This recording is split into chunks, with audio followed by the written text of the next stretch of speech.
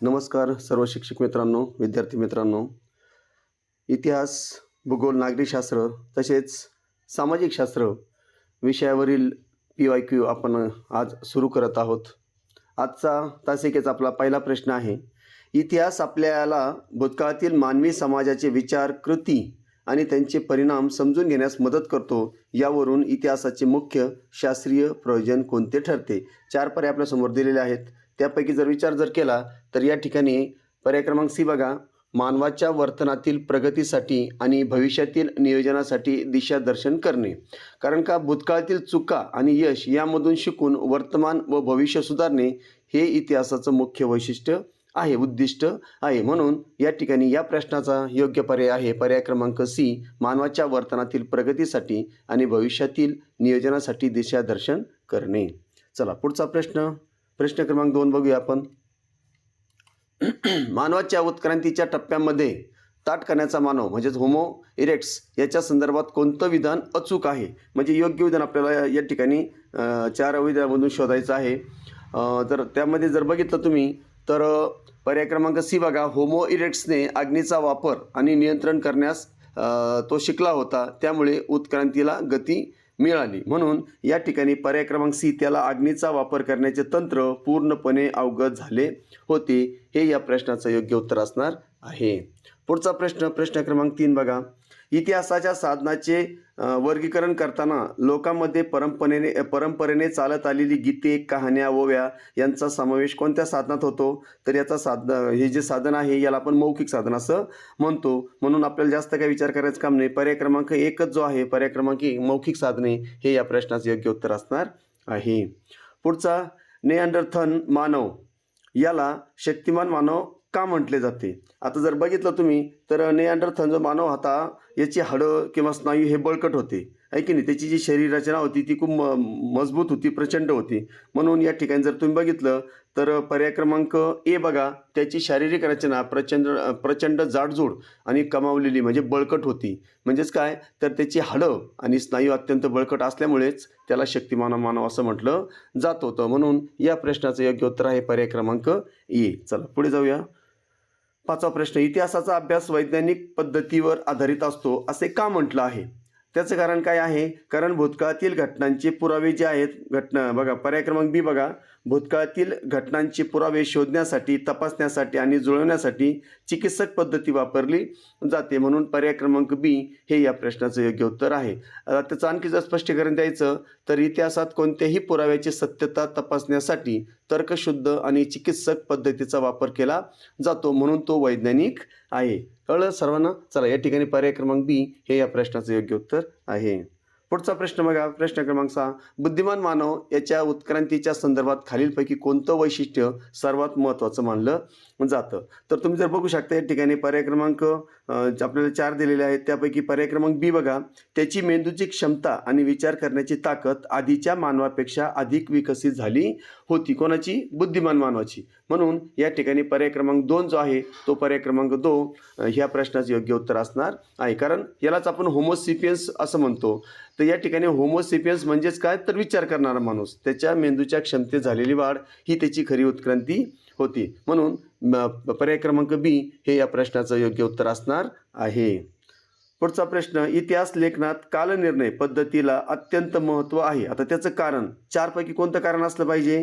तर बघा या ठिकाणी पहिलाच पर्याय जर बघितला तुम्ही, घटनांचा कार्यकारण भाव योग्य क्रमाने समजून घेता येणे. कारण कोणती घटना आधी घडली आणि तिचा नंतरच्या घटनेवर काय परिणाम झाला हे समजण्यासाठी कालानुक्रम आवश्यक असतो. म्हणून पर्याय क्रमांक ए घटनांचा कार्यकारण भाव योग्य क्रमाने समजून घेता येतो हे त्याचं कारण आहे. म्हणून पर्याय क्रमांक ए हे या प्रश्नाचं योग्य उत्तर आहे.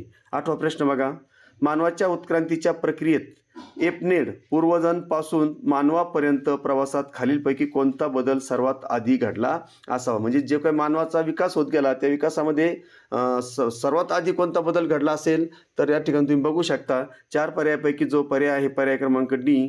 पर्याय क्रमांक डी 2 पायावर उभे राहून ताठ चालण्याची क्षमता निर्माण होणे हे पर्याय या ठिकाणी योग्य पर्याय आहे. आता त्याचं कारण काय, उत्क्रांतीच्या सुरुवातीला झाडावरून जमिनीवर आल्यावर 2 पायावर चालणे आणि हात मोकळे होणे हा सर्वात पहिला मोठा बदल झालेला आहे. म्हणून पर्याय क्रमांक डी हे या प्रश्नाचे योग्य उत्तर असणार आहे.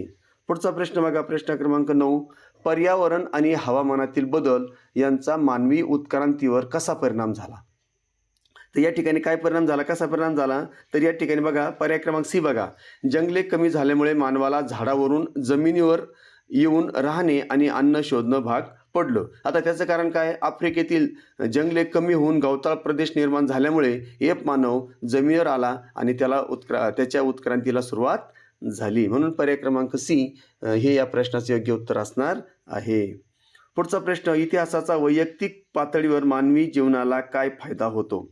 तर या ठिकाणी पर्याय क्रमांक आपल्यासमोर 4 दिलेले आहेत. पर्याय क्रमांक डी बघा, माणूस स्वतःच्या पूर्वजांच्या चुकांमधून शिकून अधिक शहाणा बनतो. तर ह्या ठिकाणी ह्या प्रश्नाचं योग्य उत्तर आहे पर्याय क्रमांक डीच आहे. कारण इतिहास मानवाला आत्मपरीक्षण करण्याची आणि निर्णय क्षमता सुधारण्याची संधी देतो. म्हणून या ठिकाणी पर्याय क्रमांक डी, माणूस स्वतःच्या पूर्वजांच्या चुकांमधून शिकून अधिक शहाणा बनतो, हे या प्रश्नाचे योग्य उत्तर असणार आहे पर्याय क्रमांक डी. चला पुढचा प्रश्न बघूया आपण. प्रश्न क्रमांक 11.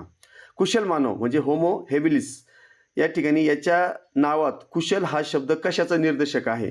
तर या ठिकाणी पर्याय क्रमांक सी बघा, तो आपल्या हातांचा वापर करून साधी हत्यारे बनवण्यात कुशल होता. म्हणून या ठिकाणी सगळ्यात महत्त्वाचं म्हणजे 4 पर्यायापैकी तो कुशल का होत, कुशल शब्दाचा त्या ठिकाणी निर्देश काय दाखवतो तो, कारण तो आपल्या हाताचा वापर करून कुशल प्रकारे काय करत होता, हत्यारे बनवत होता दगडाची. म्हणून या ठिकाणी पर्याय क्रमांक सी जो आहे तो या ठिकाणी या प्रश्नाचं योग्य उत्तर होणार आहे.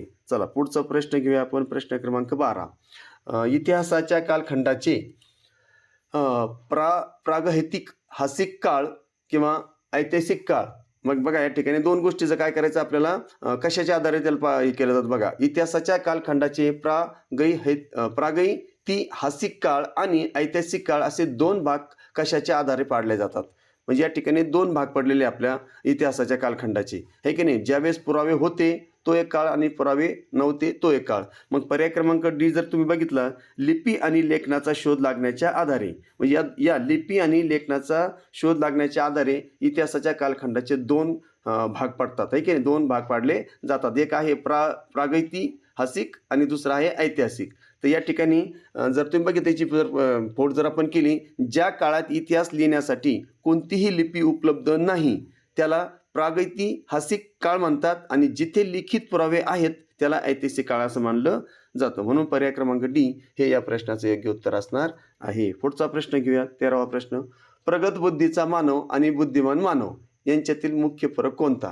आता बघा, बुद्धिमान मानव आणि प्रगत बुद्धीचा मानव. आता आपला जो पूर्वज आहे, जो एकदम लेटेस्ट पूर्वज जो आहे आपला जवळचा, तो प्रगत बुद्धीचा मानव आहे. म्हणजेच काय, होमो सिपियन्स. तर याचं कारण काय जर बघितलं तर त्याच्यामधला मुख्य फरक काय, पर्याय क्रमांक डी बघा. प्रगत बुद्धीच्या मानवाची विचार करण्याची आणि भाषा अभिव्यक्तीची क्षमता अधिक प्रगल्भ होती आणि त्याची शारीरिक रचना अधिक आधुनिक आपल्या मानवासारखीच होती.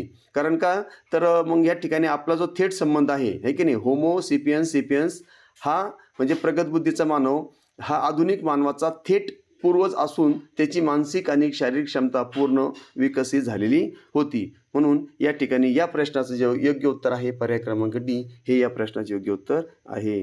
पुढचा प्रश्न बघा. जर एखाद्या उत्खननात जुनी नाणी आणि शिलालेख सापडले तर इतिहासकार सर्वप्रथम काय ठरवण्याचा प्रयत्न करतात? तर हे पर्याय क्रमांक बी बघा.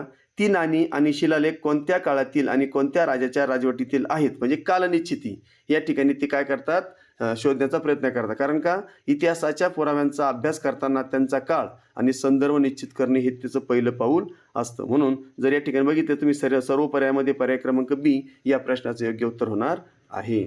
चला पुढचा प्रश्न घेऊया. प्रश्न क्रमांक 15. मानवाच्या उत्क्रांतीच्या सिद्धांताचा जनक कोणाला मानले जाते? ज्यांनी सजीवाची उत्क्रांती हळूहळू बदलत जाणाऱ्या प्रक्रियेतून होते हे सिद्ध केले. तर या ठिकाणी चार्ल्स डार्विन यांनी उत्क्रांतीचा सिद्धांत मांडलेला आहे. म्हणून पर्याय क्रमांक बी जर बघितला तुम्ही, चार्ल्स डार्विन यांनी त्यांच्या ओरिजिन ऑफ स्पेसिस या पुस्तकात उत्क्रांतीचा वैज्ञानिक सिद्धांत मांडलेला आहे. म्हणून पर्याय क्रमांक बी चार्ल्स डार्विन हे या प्रश्नाचे योग्य उत्तर आहे. पुढचा प्रश्न घेऊया आपण. प्रश्न क्रमांक 16. शक्तिमान मानवाने मृतदेहाचे दफन करताना मृतदेहासोबत हत्यारे आणि अन्न ठेवल्याचे पुरावे मिळाले आहेत. यावरून त्यांच्या कोणत्या विचारसरणीचा पत्ता लागतो? तर या ठिकाणी लक्षात ठेवायचं आहे. पर्याय क्रमांक डी बघा, मृत्यूनंतरही काहीतरी आयुष्य असते किंवा परलोकाची संकल्पना त्याच्या मनात रुजू झाली होती, हे या प्रश्नाचं योग्य उत्तर आहे. आता त्याचं स्पष्टीकरण काय आहे? तर मृत व्यक्तीला पुढील प्रवासात किंवा दुसऱ्या जगात या वस्तूची गरज भासते अशी प्राथमिक धार्मिक किंवा काल्पनिक श्रद्धा यातून दिसून येते. म्हणून पर्याय क्रमांक डी हे या प्रश्नाचे योग्य उत्तर आहे. चला पुढचा प्रश्न घेऊया आपण. प्रश्न क्रमांक 17. इतिहासाच्या अभ्यासातून मिळणाऱ्या राष्ट्रीय एकात्मता या मूल्याचा अर्थ काय? तर या ठिकाणी तुम्ही बघू शकता 4 पर्याय आहेत आपल्यासमोर. तर 4 पर्यायापैकी पर्याय क्रमांक जो ए आहे, विविध संस्कृती, जाती आणि धर्माच्या सामायिक भूतकाळाची जाणीव होऊन देशातील नागरिकांमध्ये एकतेची भावना निर्माण होते. या ठिकाणी या प्रश्नाचं योग्य उत्तर आहे. कारण का? इतिहास आपल्याला एकत्र राहण्याचे आणि सामायिक वारशाचा अभिमान बाळगण्याचं मूल्य शिकवतो. म्हणून पर्याय क्रमांक ए हे या प्रश्नाचं योग्य उत्तर असणार आहे. प्रश्न क्रमांक 18. मानवाच्या उत्क्रांतीच्या क्रमानुसार खालीलपैकी कोणता क्रम पूर्णपणे योग्य आहे? आता योग्य क्रम बघायचा आपल्याला. 4 पर्याय दिले आपल्यासमोर. तर 4 पैकी योग्य क्रम कोणता आहे? तर लक्षात ठेवायचं, बुद्धिमान मानव हे सगळ्यात शेवट आला पाहिजे. एक तर बुद्धिमान मानव किंवा प्रगत बुद्धीचा मानव. मग फक्त एकाच ठिकाणी बघा बुद्धिमान मानव आलेला आहे, पर्याय क्रमांक बी. आणि सुरुवात सुद्धा कुशल मानवाने झाली आहे. मग अगोदर कुशल मानव, त्याच्यानंतर ताठ करण्याचा मानव, नंतर शक्तिमान मानव आणि सर्वात शेवटी बुद्धिमान मानव, जो थेट आपला पूर्वज मानला जातो. म्हणून पर्याय क्रमांक बी हे या प्रश्नाचे योग्य उत्तर असणार आहे. पुढचा प्रश्न. प्रश्न क्रमांक 19. इतिहासातील कार्यकारण भाव म्हणजे काय? तर या ठिकाणी लक्षात ठेवायचं आहे, प्रत्येक ऐतिहासिक, जर तुम्ही बघितलं पर्याय क्रमांक बी बघा, प्रत्येक ऐतिहासिक घटनेमागे काहीतरी निश्चित कारणे असतात आणि त्या घटनेचे काही विशिष्ट परिणाम होतात याचा अभ्यास करणे. तर या ठिकाणी हे या प्रश्नाचं योग्य उत्तर आहे. कारण का? तर या ठिकाणी आपल्याला इतिहासातील कार्यकारण भावाचा अर्थच तो होतो. म्हणून या ठिकाणी पर्याय क्रमांक बी जो आहे, पर्याय क्रमांक बी हे या प्रश्नाचं योग्य उत्तर आहे. कारण इतिहासात कोणतीही घटना कारणाशिवाय घडत नाही. उदाहरणार्थ अन्याय हे क्रांतीचे कारण असू शकते. म्हणून पर्याय क्रमांक बी हे या प्रश्नाचे योग्य उत्तर आहे. चला 20वा प्रश्न बघा. शक्तिमान मानवाचे अवशेष युरोपमध्ये प्रामुख्याने जर्मनीतील कोणत्या खोऱ्यात सर्वात आधी सापडले, ज्यावरून त्याचे नाव निअँडरथल पडले? तर या ठिकाणी बघा पर्याय क्रमांक डी बघा, उत्तर सोपं आहे. हे जे आहे निअँडरथल हे जर्मनीमध्ये आहे. जर्मनीतील नेअँडर या खोऱ्यात या मानवाचे पहिले अवशेष सापडले, म्हणून त्याला निअँडरथल असं म्हणलं जातं. म्हणून पर्याय क्रमांक डी हे या प्रश्नाचे योग्य उत्तर आहे. 21वा प्रश्न बघा. इतिहास हा केवळ भूतकाळाचा अभ्यास नसून तो भूतकाळ आणि वर्तमान काळ यामधील एक अखंड संवाद आहे, असे कोणत्या प्रसिद्ध इतिहासकारांनी म्हटलेलं आहे? तर त्यांचं नाव आहे E.H. कार. पर्याय क्रमांक जर बी बघितला, E.H. कार हे त्याचं योग्य पर्याय आहे. कारण त्यांनी त्यांच्या व्हॉट इज हिस्ट्री या पुस्तकात याबद्दल प्रसिद्ध व्याख्या केलेली आहे. म्हणून पर्याय क्रमांक बी हे या प्रश्नाचे योग्य उत्तर आहे. चला, ताठकाण्याच्या मानवाने बनवलेले कोणते दगडी हत्यार उत्क्रांतीच्या इतिहासात मैलाचा दगड ठरले? कारण ते बनवण्यासाठी आधी मनात नियोजन करावे लागत असे. तर या लक्षात ठेवा, जो ताठकाण्याच्या मानवाने सर्वात पहिलं जे दगडाचं हत्यार बनवलं होतं ते होतं हातकुराड, ज्याला दोन्ही बाजूनं धार होती. म्हणजे दोन्ही बाजूनं त्याला काय केलेलं होतं, तासलेलं होतं. मग या ठिकाणी होमो इरेक्ट्सने बनवलेली द्विपार्श्व म्हणजे दोन्ही बाजूनं तासलेली हातकुराड त्याच्या बौद्धिक प्रगतीचं लक्षण होतं. म्हणून पर्याय क्रमांक बी हे या प्रश्नाचं योग्य उत्तर असणार आहे.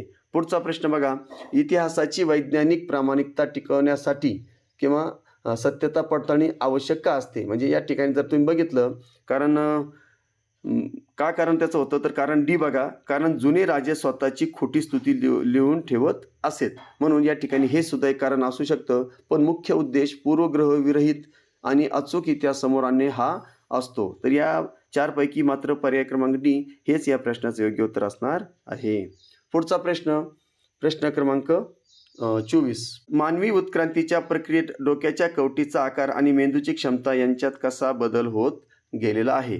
तर या ठिकाणी बघा पर्याय क्रमांक बी बघा, कवटीचा आकार बदलून अंतर्गत मेंदूची क्षमता आणि गुंतागुंत सतत वाढत गेली. एप मानवापासून आधुनिक मानवापर्यंत मेंदूची क्षमता CC मध्ये सातत्याने वाढत गेली, ज्यामुळे बुद्धिमत्ता वाढली. तर या ठिकाणी पर्याय क्रमांक बी हेच या प्रश्नाचे योग्य उत्तर असणार आहे. चला पुढचा प्रश्न बघा, प्रश्न क्रमांक 25. इतिहासाचा अभ्यास आपल्याला अंधश्रद्धा आणि रूढी परंपरा यांच्यापासून दूर नेण्यास कशी मदत करतो? तर या ठिकाणी पर्याय क्रमांक या प्रश्नाचं योग्य उत्तर पर्याय क्रमांक डी आहे. काय म्हणतो पर्याय क्रमांक डी? त्या रूढी किंवा परंपरा कोणत्या विशिष्ट परिस्थितीत आणि का सुरू झाल्या यांचं तर्कशुद्ध ऐतिहासिक कारण जे आहे ते समजल्यामुळे मानवाचा दृष्टिकोन विवेकवादी बनतो. तर या ठिकाणी हे या प्रश्नाचा योग्य पर्याय आहे. कारण का परंपराची उत्पत्ती समजल्यास त्यामागील अंधश्रद्धा दूर होऊन माणूस वैज्ञानिक विचार करू लागतो. म्हणून या प्रश्नाचं योग्य उत्तर आहे पर्याय क्रमांक डी. पुढचा प्रश्न घ्या. क्रो मॅग्नॉन मानव हा प्रामुख्याने मानवाच्या कोणत्या उत्क्रांतीच्या टप्प्याचे प्रतिनिधित्व करतो? 4 पर्याय तुमच्या समोर आहे. तर त्यामधला पर्याय क्रमांक सी बघा, प्रगत बुद्धीचा मानव आणि आधुनिक मानव हे या प्रश्नाचं योग्य उत्तर आहे. कारण या ठिकाणी जो आहे हेच या ठिकाणी आपल्या क्रो मॅग्नॉन आहे की नाही, क्रो मॅग्नॉन मानव या प्रामुख्याने मानवाच्या या टप्प्याचं प्रतिनिधित्व करतो, प्रगत बुद्धीचा मानव आणि आधुनिक मानव. कारण युरोपमध्ये सापडलेला क्रो मॅग्नॉन हा प्रगत बुद्धीच्या मानवाचा म्हणजेच आधुनिक मानवाचा सुरुवातीचा प्रतिनिधी मानला जातो. म्हणून या ठिकाणी पर्याय क्रमांक सी हे या प्रश्नाचे योग्य उत्तर असणार आहे. पुढचा प्रश्न घेऊया आपण, प्रश्न क्रमांक 27. शाळेत परिसर अभ्यास अंतर्गत इतिहासाचा समावेश का केला जातो याचं मुख्य कारण काय असलं पाहिजे? तर या ठिकाणी आपण 4 पर्याय बघा. 4 पर्यायापैकी जर बघितलं, पर्याय क्रमांक ए बघा अगोदर. पर्याय क्रमांक ए तुमच्या लक्षात येईल, विद्यार्थ्यामध्ये आपल्या परिसराचा समाजाचा आणि देशाचा विकास कसा झाला याची जाणीव निर्माण करून उत्तम नागरिक बनवणे हे याचं मुख्य कारण असतं. म्हणून पर्याय क्रमांक ए हे या प्रश्नाचं योग्य उत्तर आहे. पुढचा प्रश्न बघा, प्रश्न क्रमांक 28. बुद्धिमान मानवाने प्राण्यांची हाडे आणि हस्तिदंत यांच्यापासून बनवलेली सुयांसारखी हत्यारे कशाचे संकेत देतात? तर या ठिकाणी पर्याय क्रमांक बी बघा, त्याला प्राण्यांचे चामडे शिवून कपडे तयार करण्याची किंवा कलाकुसर करण्याची कला अवगत होऊ लागली याचे ते संकेत देतात. म्हणून पर्याय क्रमांक बी हे या प्रश्नाचे योग्य उत्तर आहे. चला पुढचा प्रश्न बघा, 29वा प्रश्न. इतिहासातील स्थानिक इतिहास या संकल्पनेचं महत्त्व काय? काय महत्त्व आहे स्थानिक इतिहासाचं? तर या ठिकाणी पर्याय क्रमांक सी बघा तुम्ही, पर्याय क्रमांक सी, आपल्या स्वतःच्या गावाचा किंवा परिसराचा इतिहास समजल्याने मुख्य इतिहासातील घटनांशी नाते जोडणे आणि परिसर समजून घेणे सोपे जाते. म्हणून या ठिकाणी स्थानिक इतिहासाला महत्त्व आहे. म्हणून या प्रश्नाचे योग्य उत्तर आहे पर्याय क्रमांक सी. कारण स्थानिक इतिहासामुळे विद्यार्थ्यांना इतिहास आपल्या आजूबाजूला घडला आहे याची अनुभूती येते. चला पर्याय क्रमांक सी योग्य उत्तर आहे. आणि शेवटचा प्रश्न. मानवी उत्क्रांतीच्या अंतिम टप्प्यात स्थिर वसाहती आणि शेतीची सुरुवात यामुळे मानवी जीवनात कोणता सर्वात मोठा क्रांतिकारक बदल झाला? तर सर्वात मोठा क्रांतिकारक बदल कोणता झाला? तर मानवाचे भटकंतीचे जीवन संपून कौटुंबिक आणि सामाजिक व्यवस्थेचा पाया रचला गेला. पर्याय क्रमांक सी या ठिकाणी याचं स्पष्टीकरण दिलेलं आहे. कारण शेतीमुळे अन्नाचा तुटवडा संपला आणि एकाच ठिकाणी राहिल्याने गावे, कुटुंबे आणि संस्कृतीचा उदय झाला. म्हणून या ठिकाणी पर्याय क्रमांक सी हा मोठा क्रांतिकारक बदल झाला. म्हणून पर्याय क्रमांक सी हे या प्रश्नाचे योग्य उत्तर आहे. आशा करतो या ठिकाणी आजचे 30 प्रश्न तुम्हाला समजले असतील. महत्त्वाचे प्रश्न आहेत. यामधला नक्की 1 किंवा 2 प्रश्न आपल्या पेपर क्रमांक 1 किंवा पेपर क्रमांक 2 मध्ये विचारले जाऊ शकतात. सर्वांनी व्यवस्थित समजून घ्या, चांगला अभ्यास सुरू ठेवा. TETसाठी तुम्हाला सर्वांना शुभेच्छा. या ठिकाणी थांबतो. चॅनलला सबस्क्राईब जर केलं नसेल तर सबस्क्राईब करा, जेणेकरून तुम्हाला सर्व व्हिडिओ पुढचे आणि TETच्या परीक्षा येईपर्यंत आणि पुढे CTT सुद्धा आपण चालू ठेवणार आहोत. तर या ठिकाणी लक्षात ठेवायचं आहे सर्वांनी, ती खबरदारी घ्या, चॅनलला सबस्क्राईब करून ठेवा आणि जर व्हिडिओ आवडत असतील तर नक्की लाईक करत चला. पुन्हा भेटूया. तोपर्यंत जय हिंद, जय महाराष्ट्र.